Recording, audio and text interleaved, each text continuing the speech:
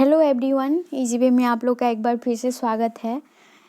जैसा कि आप सभी को पता है कि AITT का एग्ज़ाम हो रहा है, मतलब ITI का एग्ज़ाम अभी चल रहा है। प्रैक्टिकल और इंजीनियरिंग ड्राइंग, जैसा आप सबको पता होना चाहिए कि प्रैक्टिकल एग्ज़ाम में आप लोग को क्या क्या पूछने की संभावना है। तो हम अभी बताएंगे इलेक्ट्रॉनिक्स मैकेनिक के बारे में, फर्स्ट और सेकेंड ईयर के लिए। इलेक्ट्रॉनिक्स मैकेनिक, आपको पता होगा कि इलेक्ट्रॉनिक्स मैकेनिक में बहुत सारे इक्विपमेंट होते हैं, टूल्स होते हैं और कुछ ऐसी चीज़ें होती हैं जिनका वैल्यू आपको पता होना चाहिए। जैसे आपको डिजिटल इलेक्ट्रॉनिक्स पढ़ रहे हैं तो उसमें क्या होगा, LED पढ़ रहे हैं तो उनका रेड ग्रीन लाइट्स होता है, वो कितने यूनिट पे काम करते हैं, ये सारी चीज़ें आपको जानना बहुत ही ज़रूरी होता है। और इसी बारे में हम आपको अभी बताएंगे कि आपको प्रैक्टिकल में क्या क्या पूछा जा सकता है। एक संभावना हम बता रहे हैं और ये आपके सिलेबस के अकॉर्डिंग है, आपको क्या पढ़ना चाहिए जो आप यहाँ से देख सकते हैं। ये फर्स्ट ईयर वालों के लिए इलेक्ट्रॉनिक्स मैकेनिक प्रैक्टिकली आपको सबसे पहले ध्यान रखना होगा कि जितने भी प्रॉप्स होते हैं, DMM विथ प्रॉप्स के बारे में, वो प्रॉप्स के बारे में आप पढ़ लीजिएगा। उसका वैल्यू क्या होता है, कितना होता है, वो भी आपको पता होना चाहिए। DC रेगुलेटेड पावर सप्लाई की बात करें तो ये इसमें भी आपको ये सारी चीज़ें जो आप देख रहे हैं, ये सब के वैल्यू आपको याद कर लेना है। और हो सकता है उसमें आपका वाइवा हो, जब बाहर से कोई आते हैं, आपका एक्सटर्नल आते हैं, तो वो आपसे जब सवाल पूछते हैं तो इसी टाइप का सवाल आपसे पूछा जा सकता है। ये जहाँ तक मुझे लग रहा है, ये सारी चीज़ें आपको पढ़ लेना ज़रूरी हो जाएगा ताकि आपके एग्ज़ाम में हेल्प हो जाए। यहाँ पे अब तीसरा नंबर में बात करेंगे soldering iron, SP ST toggle switch के बारे में, SPDT माइक्रो स्विच के बारे में। तो ये सारी चीज़ें आपके लिए इम्पोर्टेंट है और आप लोग इसको जितना अच्छे से पढ़ सकते हैं पढ़ लीजिएगा। आपके पास थोड़ा सा टाइम है तो कोशिश करिएगा ये सारे टॉपिक को आप कंप्लीट कर लीजिएगा। अगर टॉपिक कंप्लीट नहीं भी हो रहा है तो कोई बात नहीं है, आपको शॉर्ट में इसका सारा का वैल्यू पता होना चाहिए। देखिए यहाँ पे ये बताया गया CRO function generator, DMM with probes, bread board के बारे में आपको जानना ज़रूरी है। Ampere meter, volt meter, IC बहुत ज़रूरी होता है।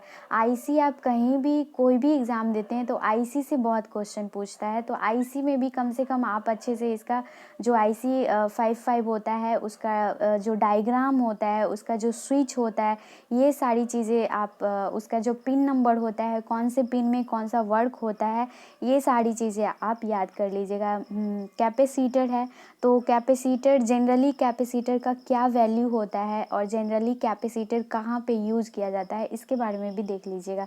रजिस्टर के बारे में बताया गया है तो यहाँ पे देखिए 10 मेगा ओम रजिस्टर दिया हुआ है। आप कोशिश करिएगा कि रजिस्टर में और भी जो वैल्यू होते हैं तो उनके बारे में भी आप ध्यान से पढ़ लीजिएगा। यहाँ पे रजिस्टर 33 किलो ओम है।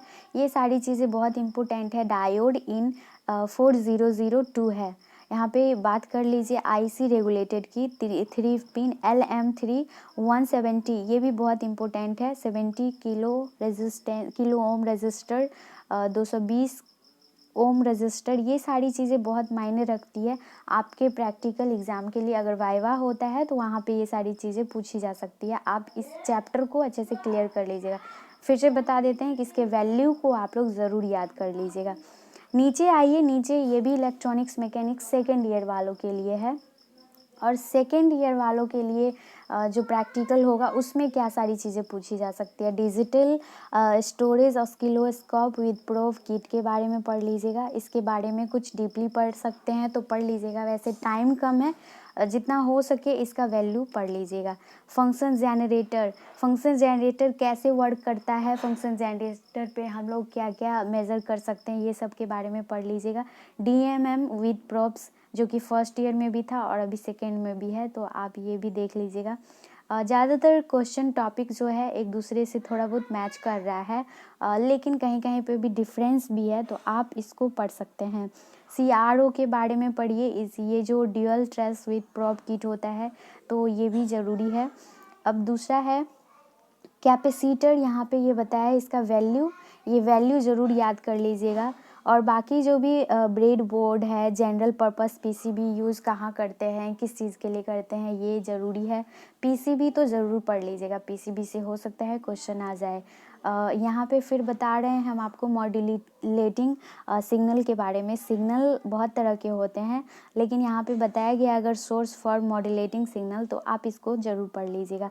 हुक अप, वायर एंड पेच कोड्स के बारे में पढ़ लीजिएगा। कंप्यूटर एसएमपीएस में क्या होता है ना कि बहुत सारे वहाँ पे जो किट होते हैं उसमें बहुत सारे टूल्स लगे हुए रहते, इक्विपमेंट लगे हुए रहते हैं। उनको आप लोग एक बार कोशिश करिएगा कि नेट की सहायता से ही पढ़ लीजिए, यूट्यूब के सहायता से पढ़ लीजिए, लेकिन इस सब चीज़ों को आप लोग ध्यान से पढ़ लीजिएगा। ट्रांजिस्टर BF195C और इक्विवेलेंट, ये ज़रूर पढ़ लीजिएगा क्योंकि ट्रांजिस्टर से भी बहुत सारे क्वेश्चन आते हैं। कैपेसिटर, जैसा कि मैंने आपको पहले भी बताया, कैपेसिटर, रजिस्टर, ये सारी चीज़ें बेसिकली है, आप लोग ध्यान से देख लीजिएगा। आईसी इंडक्टर 100 MUF इन 5822, स्कॉटी डायोड IC 555। आईसी यानी कि रेगुलेटेड आईसी जो होगा या IC 555 होगा, ये मेन है और इसमें से क्वेश्चन आने की संभावनाएं हैं। ये सारी जो अभी मैंने आपको बताया है बिल, इसके बारे में आप लोग जितना अच्छे से पढ़ सकते हैं आप पढ़ लीजिएगा, क्योंकि बहुत सारी संभावनाएं ऐसी है कि इसी से आपका ज़्यादातर इलेक्ट्रॉनिक्स मैकेनिक की क्वेश्चन प्रैक्टिकली आ सकती है। ये हमारी छोटी सी कोशिश थी आप लोगों की मदद करने की। बाकी हम इसी तरह से आपकी हेल्प करते रहेंगे, हमसे जहाँ तक संभव होगा। और बाकी की जानकारी लेने के लिए आप हमारे साथ जुड़े रहें। Thank you so much.